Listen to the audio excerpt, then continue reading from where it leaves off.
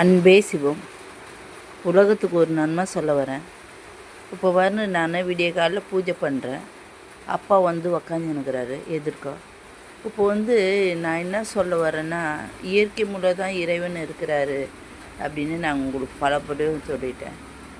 நீங்கள் போய் சாமியாரை போய் அணுகி உங்களை கெடுத்துக்கின்னு நான் உங்கள் வல்லமையை குறைச்சிக்கின்னு நிறைய வேலைலாம் பண்ணுறீங்க. இது தப்பானது. நெருப்பு,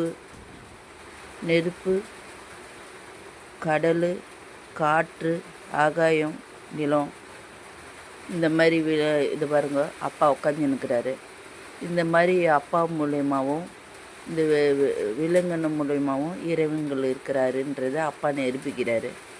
இப்போ அப்பா நான் உட்கார